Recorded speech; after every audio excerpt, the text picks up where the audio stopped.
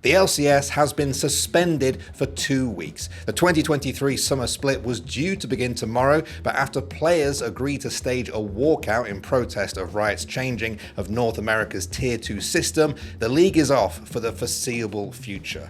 There's a whole lot to know if you want to understand just how we got to this historic moment in esports.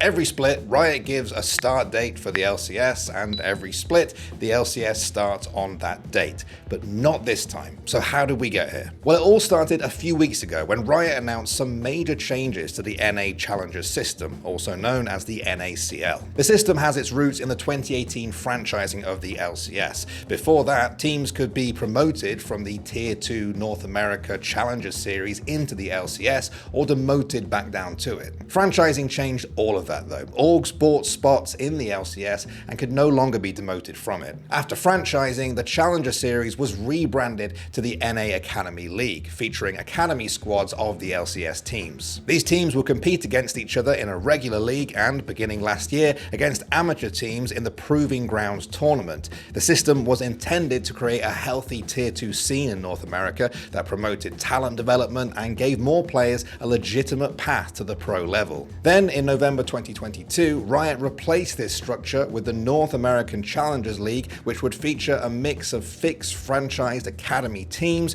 who would be immune to relegation and provisional, formerly amateur teams who could lose their spots to teams from open qualifiers if they performed poorly enough. But everything changed just a few weeks ago. On May 12th of this year, Riot announced that, after requests from LCS teams, they had agreed to remove the mandate to field an academy team in an effort to, quote, unlock more operational and financial flexibility. The NaCl was also to change to a one-way promotion and relegation system where teams could drop out of the NaCl but would be unable to promote to the LCS. Essentially, LCS teams felt the academy system was no longer cost-effective or fit for purpose, or both. And Riot agreed. Now, this is the part in the story where the LCS Players Association comes in. I spoke to Philip Aram, their executive director, who explained to me the organization's origins and purpose. The Players Association was founded at the outset of franchising, actually originally by Riot Games, in collaboration with players in an effort to balance the scales of what franchising does to player rights. We operate as a lobbying body in many ways. That's how we think of ourselves. We gather and build support from our membership around the issues that matter to them. And then we go and we are their voice and eyes and ears in the room to help advocate to get those positions to be made. Now, for the most part, they've had a fairly amicable relationship with Riot when trying to find a compromise between the new policies they want to implement and what's best for the players. But this recent change crossed a line for them. The Players Association put out a statement saying the latest changes would destroy the NaCl and see up to 70 players, coaches, and managers lose their jobs overnight. They said the decision to remove the mandate contradicted previous Riot statements made to them and called on everyone in the LCS and NaCl community to demand a reversal from Riot. They stated more than half of current LCS pros came up through the NaCl system,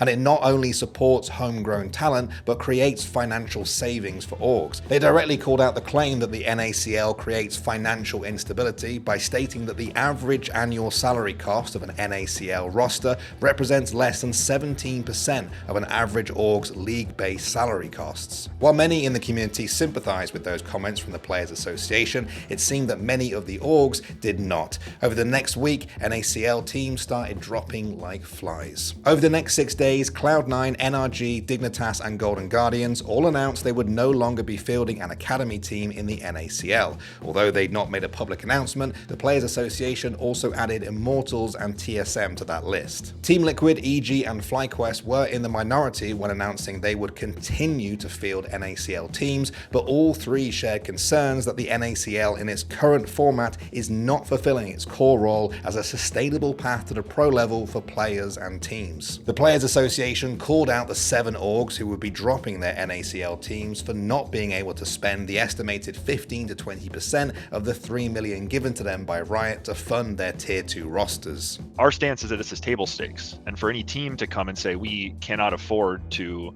operate in the NaCl, a place that we know is not an expensive place to operate, where we know not all teams are operating at maximum efficiency to begin with, to say that we can't afford to operate if you make us be here, we think is something where Riot should not have taken the bait.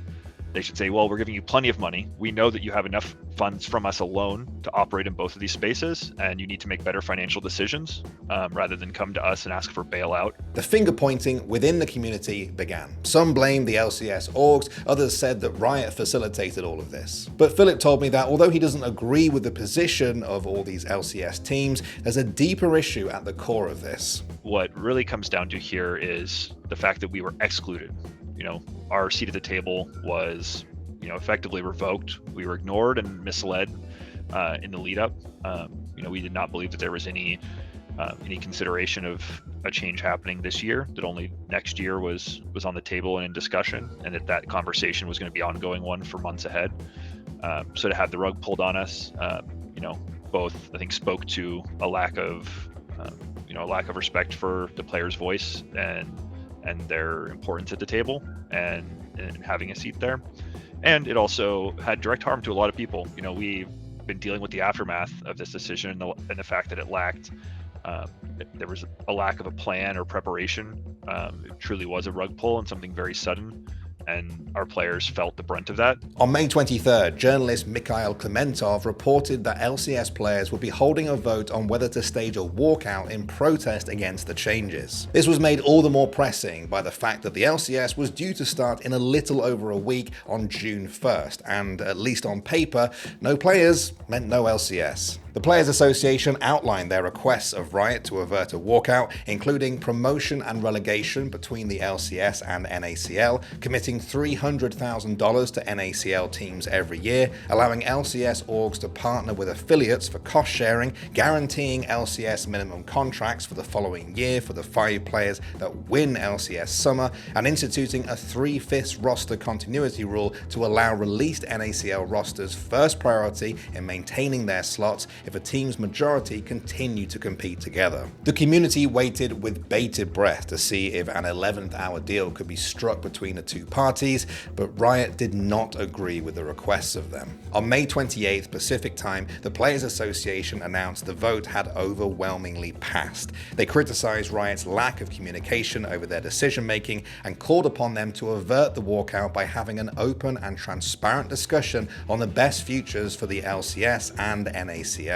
This action, players calling for a walkout and agreeing to do a walkout, is a testament to our desire for Riot to see sense and come in and meet with us and find real solutions. We're not here to, we care about playing. Our players care about being a part of this league and competing for championships.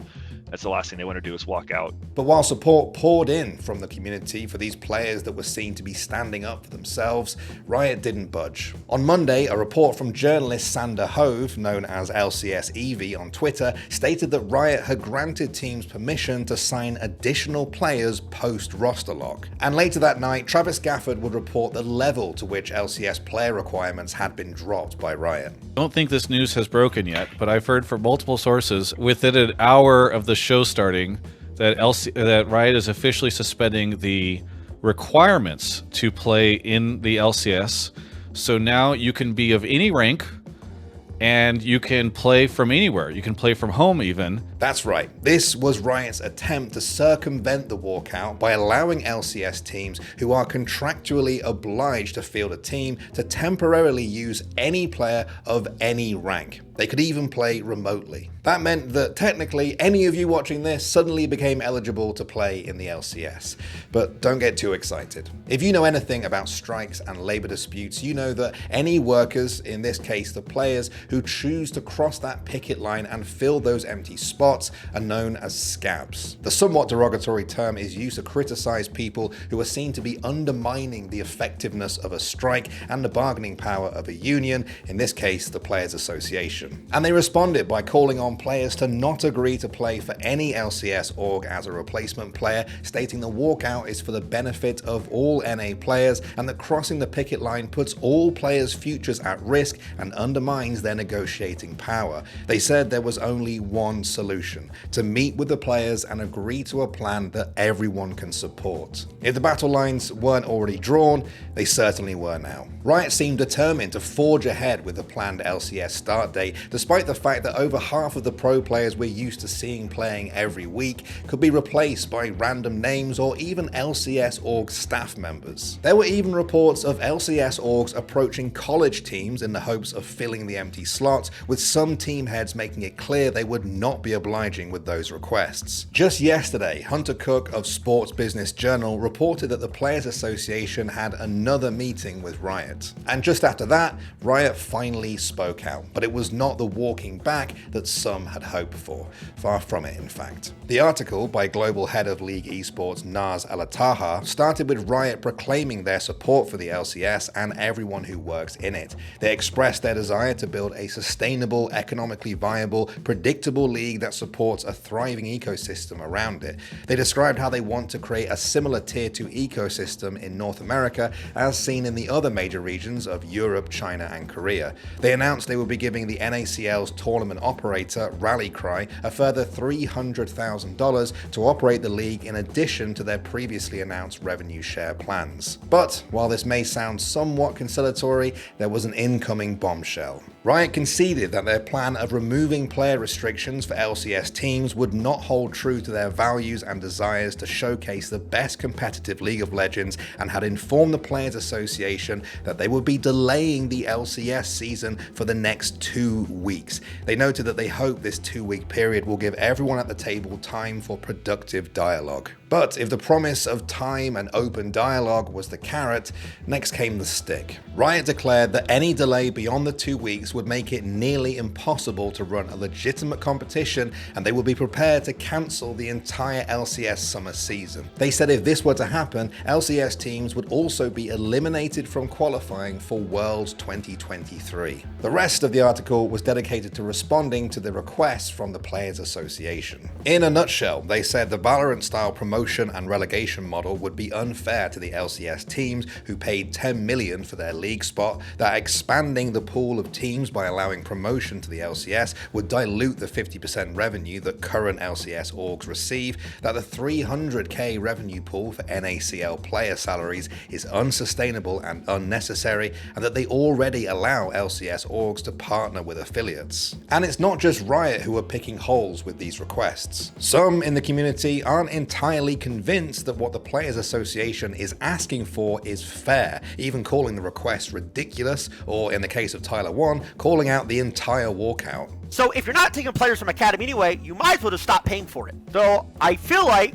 people are striking and people are upset. Bro, what was it even doing anyway? Like I said, there's people crying about it. Well, no NA talent. Bro, if we're being honest, there's not any there hasn't been NA talent in years anyway. Why are we just now mad about it? Because, oh, there's no NA talent, so now finally we're just gonna stop bleeding money. We don't have any NA talent anyway, and we're just gonna cancel the teams. But people are like, well, no, we need the teams to have NA talent. There is no NA talent. Nobody was getting promoted anyway. So with the LCS Summer 2023 split delayed for at least the next 2 weeks now, the situation is, well, it's kind of LCS orgs, their players, their staff, their fans are now faced with the prospect of North America not being present at Worlds if the two parties can't come to an agreement in the next 2 weeks. That is mind-blowing. When it was founded, the Players Association was seen by some as little more than a token gesture of power sharing from Riot. But since their complete separation from them in 2020, they've held Riot's feet to the fire over player rights and their involvement in LCS policy changes. There's a real sense of precedent here, that this is perhaps the first example we've seen of collective action in esports. But for Philip, this is just all about the players. People have talked about the precedent side. Say we've done a lot of things, but there's still a lot more to do. So I'm less concerned with precedent today than just doing the work that our players need to, to get back to work and feel comfortable in their jobs and in their futures. Fixing the harm done is first and foremost in my mind, and less so the what this means elsewhere. If you think you know where this is going, I think you could be talking bollocks. This has had more twists than a TV show, and it's still all up in the air. One thing we know though is that it's not over. This 2-week window has simply pushed the standoff further down the road. Either the players and their association will buckle, or after weeks of doubling down, Riot will pull one of the biggest U-turns we've ever seen. Whatever happens next, I'll see you back here very soon. Thanks for watching. If you want more content like this, hit the sub button and ring the notification bell. For unique, bite-sized videos you won't find anywhere else, hit us up on our Twitter, Instagram, Facebook, and TikTok.